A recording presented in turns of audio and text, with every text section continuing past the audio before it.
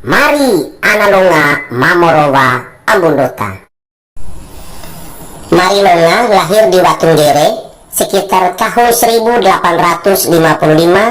Bapaknya bernama Longarowa dan ibunya bernama Kembakore. Waktu masih kecil, Longarowa memberi nama pada putra sulungnya itu Leba. Nama ini diambil dari nama sayuran pare atau paria yang rasanya sangat pahit. Longarowa berharap anaknya kelak menjadi seorang pemberani, tidak takut pada siapapun dan apapun. Namun, Leba ini sepertinya tidak cocok, sehingga Leba kecil selalu menangis dan sakit-sakitan. Longa menduga ada sesuatu yang tidak beres dengan anaknya itu. Suatu malam, Longarowa bermimpi agar dia mengganti nama anaknya dengan nama Mari. Mari nama jenis pohon yang kulitnya sangat pahit dan kayunya sangat keras. Berdasarkan mimpi itu, Longarowa segera mengganti nama anaknya Leba dengan nama Mari. Penggantian dan perubahan nama dari Leba menjadi Mari dilakukan dalam suatu upacara adat. Sejak saat itu, Leba yang telah menjadi Mari itu tumbuh sehat dan kuat. Watak pemberani mulai nampak dalam hidup keseharian. Meski masih kecil, Longa selalu mengajak anaknya Mari kemanapun dia pergi, termasuk berburu di hutan. Dengan cara seperti ini, Longa mengajar dan mendidik anaknya Mari untuk selalu bergaul dan bersahabat dengan banyak orang. Sedangkan berburu sebagai cara mendidik menggunakan senjata tajam seperti pedang, sau atau sonda, serta busur panah, wo'o, dan le'e. Longa juga mengajari anaknya bela diri, silat, serta ilmu-ilmu gaib lainnya. Marilonga tumbuh menjadi seorang pemuda yang gagah perkasa. Di setiap kampung yang dia kunjungi bersama ayahnya, mereka selalu mengajari silat kepada pemuda di kampung itu. Dengan cara itu, Marilonga memperlihatkan kebolehannya dalam bela diri dan menggunakan senjata tajam, pedang dan tombak, serta busur dan panah. Cerita tentang kebolehan Marilonga mulai tersiar kemana-mana. Suatu ketika, Marilonga mengembara sampai di Mauria, sebuah kampung yang berbatasan dengan Mego Maumere. Waktu itu, di Mauria ada perang antara orang Mauria melawan orang Mego. Orang-orang Mauria meminta bantuan Marilonga untuk ikut berperang melawan orang Mego. Perang itu akhirnya dimenangkan orang Mauria atas bantuan Marilonga. Marilonga mendapat banyak hadiah seperti emas, kuda, kerbau, dan seorang gadis yang bernama Bela Bajo. Gadis ini dijadikan sebagai istri Marilonga yang ketujuh, karena sebelumnya Marilonga telah memilih 6 istri, seperti Nderundoki, Kapindipi, Faibilo, Weti Atu, Tidu, dan Aru Atu. Cerita tentang kebolehan Marilonga semakin meluas. Bukan saja Marilonga hebat dalam membela diri silat, tetapi dia juga mampu berperang melawan orang Mego dan memenangkan peperangan itu. Karena itu, Mosalaki Tanaria Longgawoda langsung mengundang Marilonga dan anak buahnya membantu mereka berperang melawan orang Liselande. Perang ini pun dimenangkan orang Tanaria atas bantuan Marilonga. Dari Tanaria, Marilonga dan anak buahnya yang kebanyakan adik-adik dan ipar-iparnya diundang Mosalaki Paopala dari Nuapu. Perang ini dimenangkan orang Nuapu atas dukungan Marilonga dan anak buahnya. Mosalaki Ndondo juga minta bantuan Marilonga dan anak buahnya berperang melawan Dikolawi. Lagi-lagi Marilonga memenangkan peperangan tersebut. Kemenangan demi kemenangan yang diraih Marilonga menjadi bahan cerita masyarakat di kampung-kampung di wilayah Lio. Cerita tersebut terdengar pula di telinga Baranuri, seorang Mosalaki di Woloare Ende. Baranuri kabarnya sudah beberapa kali berperang melawan Raja Ende yang ingin menguasai wilayah Woloare atas bujukan Belanda. Bahkan Baranuri pernah ditangkap Belanda dan dibuang ke Kupang, namun Baranuri bisa melarikan diri. Baranuri kemudian meminta bantuan Marilonga melalui Mosalaki Saga. Marilonga dan anak buahnya pun setuju. Perang melawan Raja Ende yang dibantu serdadu Belanda akhirnya dimenangkan Baranuri. Serdadu Belanda sangat heran atas kemenangan itu. Mereka menduga atas pihak lain yang ikut membantu Baranuri yang saat itu sudah mengungsi ke Manunggoo karena Woloare sudah dikuasai serdadu Belanda. Dalam pertempuran itu, Putri Marilonga, Ndurumari, terkena tembakan serdadu Belanda di perutnya. Namun, Nduru masih bisa diselamatkan setelah diobati oleh ayahnya Marilonga. Belakangan, serdadu Belanda baru tahu kalau Baranuri dibantu oleh Marilonga. Serdadu Belanda pun tentu sangat marah. Karena itu, serdadu Belanda mencari cara untuk menangkap Marilonga dan anak buahnya. Serdadu-serdadu Belanda di Ende meminta serdadu Belanda di Maumere untuk menangkap Marilonga. Karena itu, serdadu Belanda di Maumere mencari Marilonga dan anak buahnya dengan menyusuri perkampungan di pantai utara Maumere, mulai dari Magepanda, Kota Baru, Ndondo, hingga ke Datu Ara, Ratenggoji. Penduduk-penduduk kampung itu disiksa dan dibunuh. Marilonga yang mendengar itu marah. Marilonga dan anak buahnya kemudian menghadang serdadu Belanda di Boasia. Pasukan serdadu Belanda yang tidak menguasai medan Boasia akhirnya dapat dikalahkan Marilonga dan anak buahnya dengan mudah. Sebagian serdadu Belanda gugur di Boasia dan sebagiannya lagi kembali ke Maumere meminta bala bantuan. Setelah bantuan serdadu dari Kupang dan Jawa tiba di Maumere, para serdadu Belanda itu langsung menuju ke Ndondo untuk menyerang Marilonga dan anak buahnya. Marilonga mencoba melawan, namun kalah dalam persenjataan. Dia kemudian menyuruh anak buahnya bersembunyi di hutan, sedangkan dirinya sengaja menyerahkan diri ke serdadu Belanda. Marilonga akhirnya dibawa ke Maumere dan dipenjara. Marilonga dipenjara hanya beberapa hari, dia berhasil melarikan diri dan tiba kembali di Watunggere. Pembesar Belanda yang mengetahui Marilonga melarikan diri dari penjara kembali membentuk tim operasi penangkapan. Mereka mengutus kurir menghadap Marilonga. Kurir itu menyampaikan kepada Marilonga bahwa Belanda ingin berunding dengan Marilonga, tetapi Marilonga menolak keinginan Belanda itu. Marilonga tahu bahwa hal itu hanya siasat busuk untuk menangkap dan memenjarakan dirinya. Pembesar Belanda di Ende sangat marah mendengar penolakan Marilonga itu. Serdadu Belanda dikirim ke Watunggere untuk menangkap Marilonga. Namun Marilonga menyambut pasukan Belanda dengan anak panah. Belasan serdadu Belanda tewas dalam penyerangan itu dan sebagian kembali ke Ende. Setelah sukses membantu Baranuri, Marilonga dan anak buahnya termasuk putrinya Ndurumari kembali ke Watunggere. Marilonga yakin serdadu Belanda akan menambah jumlah pasukan lalu menyerang mereka di Watunggere. Dugaan Marilonga tidak meleset. Melalui seorang kurir oleh Marilonga dinilai sebagai pengkhianat, Belanda minta Marilonga untuk berunding, tetapi permintaan itu ditolak. Serdadu Belanda marah dan langsung mengarahkan pasukan menyerbu Watunggere. Marilonga dan anak buahnya pun menyambut serbuan itu dengan anak panah. Selain Watunggere, Boasia juga dipakai tempat penghadangan pasukan Belanda. Strategi ini membuat serdadu Belanda kewalahan. Karena itu, pembesar Belanda mengutus lagi seorang kurir menemui Marilonga agar mau berunding dengan Belanda. Tetapi Marilonga menolak. Karena itu, pembesar Belanda di Ende sengaja menarik pasukannya dari Watunggere. Setelah itu, pembesar Belanda mengutus lagi seorang kurir menemui Marilonga di Watunggere.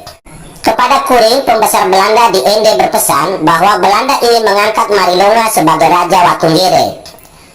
Sedang batas-batas wilayah kekuasaan Marilonga akan dibicarakan dalam perundingan di Ende. Atas saran anak buahnya, Marilonga akhirnya bersedia berunding dengan Belanda. Marilonga minta agar selama perundingan ia tidak ditangkap dan tidak ada penyerangan terhadap anak buahnya meski mereka berada di Ende. Belanda pun setuju, hari perundingan disepakati. Pembesar Belanda di Ende kemudian mengangkat Marilonga sebagai Raja Watunggere dengan batas kekuasaan bagian timur dengan Endembawe, bagian barat dengan Watu Barat, bagian utara dengan Laut Flores, dan bagian selatan dengan Tanah Lise dan Buli. Selain itu, pembesar Belanda menghadiahkan Marilonga 2 pasang emas bergambar kuda dan tekukur. Sedangkan Marilonga membuat sebuah tugu perjanjian dan memberikan seekor kuda belang kepada pembesar Belanda. Acara serah terima hadiah itu disusul pula dengan permintaan dari Marilonga. Marilonga minta Belanda agar tidak bertindak semena-mena kepada masyarakat di Detusoko, Wologai, Peibenga, Lewagere, dan kampung-kampung lainnya. Awalnya Belanda patuh pada apa yang telah disepakati, tetapi setelah bala bantuan dari Kupang dan Batavia tiba di Ende, serdadu Belanda kembali menyiksa penduduk yang tidak bersalah. Marilonga marah, karena itu dia menggalang kekuatan untuk menghadang Belanda. Marilonga yakin Belanda akan datang di Watunggere. Penduduk Detusoko, Wologai, Peibenga, Mukureku, Tanganara disiksa. Sebagian bersembunyi di hutan dan menyampaikan ke Marilonga. Di kampung Lewagere, penduduk setempat memberontak atas sikap kejam Belanda, tetapi mereka kemudian lari ke hutan dan bersembunyi. Sebagian lagi tewas dianiaya Belanda. Dari Lewagere, serdadu Belanda dengan persenjataan yang modern terus merangsek Watunggere. Marilonga dan anak buahnya terdesak dan meninggalkan Watunggere. Kampung itu pun dibakar. Dalam kondisi terdesak, Marilonga memberi perlawanan seadanya. Namun tidak sedikit pula serdadu Belanda yang terkena anak panah dan tewas. Marilonga berprinsip, "Ule amite lae bara, kaila ai bandu sekiswe. Sekiswe wali leja iwa peto iwa dega." Yang artinya, selama burung gagak belum berubah warna jadi putih, Marilonga tidak akan melepaskan golok atau pedang bergagangkan gading, karena gagang gading itu tidak akan retak sekalipun dijemur di matahari. Setelah beberapa hari berperang, Marilonga menarik anak buahnya ke Poasia untuk beristirahat, mengatur strategi penyerangan, menambah persenjataan dan makanan. Setelah semuanya dirasa cukup, Marilonga kembali menyerang serdadu Belanda yang sudah menguasai Watunggere dan beberapa kampung lainnya. Dalam penyerangan ini, serdadu Belanda terdesak dan meninggalkan Watunggere. Marilonga menyusun kekuatan baru. Anak buahnya yang ada di beberapa kampung seperti Detusoko, Wologai, Peibenga diminta selalu memberi informasi ke Watunggere tentang pergerakan serdadu Belanda. Selain itu, di sepanjang jalan sekitar 1 kilometer sebelum masuk kampung Watunggere telah dipasang anak panah otomatis. Beberapa hari kemudian, puluhan serdadu Belanda dipimpin Kontrolur Kurverrier menggempur Watunggere. Belum sampai di kampung Watunggere, serdadu Belanda sudah diserang anak panah otomatis buatan Marilonga dan anak buahnya. Betapa terkejutnya Kontrolur, dia kemudian perintah anak buahnya membalas serangan itu dengan menembak ke arah datangnya senjata otomatis tersebut. Serdadu Belanda yang menyusuri jalan masuk itu tidak luput dari anak panah otomatis dan jatuh bersimbah darah. Sebagian serdadu yang mengejar Marilonga dan anak buahnya di hutan justru dihadang senjata rahasia buatan Marilonga dan anak buahnya. Melihat banyak serdadunya yang tewas, Kontrolur menarik pasukannya kembali ke Ende. Marilonga kemudian mengatur strategi baru. Dia merasa strategi perang gerilya yang diterapkan selama ini sudah diketahui serdadu Belanda. Marilonga rupanya tidak ingin keluar masuk hutan. Muncul gagasan untuk membangun sebuah benteng pertahanan, atau dalam bahasa Lio disebut Potu. Karena itu, Marilonga dan anak buahnya mulai membangun benteng tersebut. Benteng dibangun dalam 7 lapis atau 7 bagian. Bagian pertama atau bagian dalam susunan batu-batu besar. Bagian kedua diisi tanah. Bagian ketiga ditanami bambu berisi air. Bagian keempat berisi bongkahan tanah. Bagian kelima ditanami kayu geo. Bagian keenam disusun batu-batu besar. Dan bagian ketujuh atau bagian paling luar ditanami bambu yang ujungnya sudah diuncing dan digantung onak dan duri. Marilonga kemudian meminta Kelinusa, seorang anak buah kepercayaannya, untuk menghubungi anak buahnya di Detusoko, PIB-nya, Mukureku, Detunio, dan Kanganara agar menghadang serdadu Belanda di kampungnya masing-masing. Di Detusoko, anak buah Marilonga adalah Tanifedo dan Sariwara, masing-masing dengan anak buahnya. Di PIB-nya ada Regangumbe dan anak buahnya. Di Mukureku ada Renggofedo dan Lapilopi dan anak buahnya. Di Detunio ada Salopi dengan anak buahnya, dan di Kanganara ada Lajamoja dan Pegagai, masing-masing dengan anak buahnya. Setelah selesai membangun benteng, Marilonga mengundang anak buahnya dari Detusoko, PIB-nya, Mukureku, Detunio, Kanganara, dan beberapa kampung lain untuk mengatur strategi perang, sekaligus meresmikan benteng. Acara peresmian benteng diwarnai dengan tarian gawi atau tandak dan tarian haing gajah. Dalam suasana gembira, Marilonga meminta para lelaki di Watunggere dan kampung-kampung terdekat lainnya untuk membuat anak panah dan senjata sebanyak mungkin, sedangkan yang perempuan diminta mengumpulkan makanan. Senjata dan makanan itu disimpan di benteng. Sementara Tanifedo dan Sariwara, Regangumbe, Renggofedo dan Lapilopi, Salopi, Lajamoja dan Pegagai pulang ke kampung mereka masing-masing agar menghadang serdadu Belanda di kampung masing-masing. Penghadangan harus dilakukan mulai dari Detusoko. Sementara di sepanjang jalan sebelum masuk Watunggere dipasang anak panah otomatis. Sementara di hutan-hutan di seputar Watunggere juga dipasang senjata rahasia.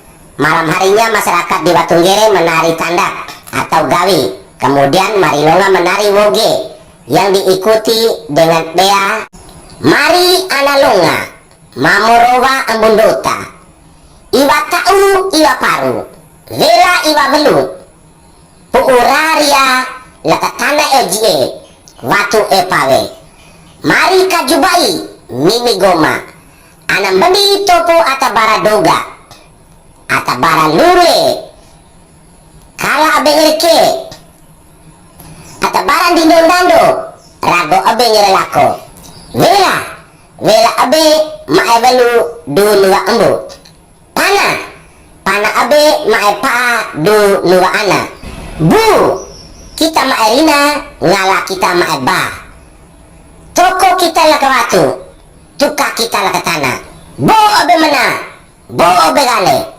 Bo Begele, Bo Begawa, Miwi Maelangga, Lama Maelo, Lando Laka aku mari Suu, Vuli Laka aku mari Wangga, Pokere Valamata, Niabina Mata Darah. Usai bea, Marilonga menyampaikan sesuatu tentang mimpinya.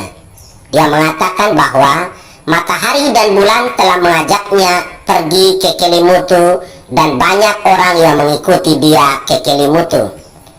Orang yang mendengar merasa sedih, mereka sepertinya susah merasa bahwa kali ini Marilonga akan kalah. Beberapa saat kemudian, sebuah benda berbentuk bulat turun dari langit yang disusul dengan guntur dan kilat. Orang-orang yang melihat benda itu menjadi takut. Namun, Marilonga menyambut benda itu. Dalam situasi cemas, Marilonga mengajak warga dan anak buahnya menari tandak atau gawi. Di tengah keramaian gawi, Kelinusa menerima utusan Belanda. Utusan itu ingin menyampaikan pesan dari pembesar Belanda di Ende untuk Marilonga. Kelinusa menghadang Marilonga dan menyampaikan maksud kedatangan utusan Belanda itu. Suasana itu sangat tegang. Warga dan anak buah Marilonga tak berkedip menatap utusan Belanda itu. Utusan Belanda itu mengatakan kepada Marilonga bahwa serdadu Belanda akan segera mengepung Watunggere jika Marilonga tidak mau berunding. Marilonga tidak menggubris. Dia mengatakan apapun yang akan terjadi, mereka tidak akan berunding dengan Belanda. Sebab kalau berunding berarti menyerah. Marilonga sudah beberapa kali berunding, tetapi Belanda selalu ingkar. Setelah utusan Belanda itu pulang, Marilonga dan seluruh warga serta anak buahnya menuju tubuh musuh Mase di tengah Kanga. Mereka membawa berbagai senjata. Senjata-senjata itu dikumpulkan di tubuh musuh. Upacara adat Ra'ana Bendi sekaligus penyerahan kepada Dua Luluwulang Gaewanatana segera dilaksanakan. Kepada Dua Luluwulang Gaewanatana, Marilonga memohon kekuatan. Majala kami ambu mamo ku kajo. Kami kira iwa kelo, leku iwa ngado. Pumiu jaga, kami mana lekejala masa, soso lekavolo molo. Lebu ina, atabaramo, mboria, rama bewa kami. Pati se kami oleh negi, sama ngere kusi medi. Pati se kami oleh meno, sama ngere kau kebot. Kami we tuang ngere sua, kami we maku ngere watu.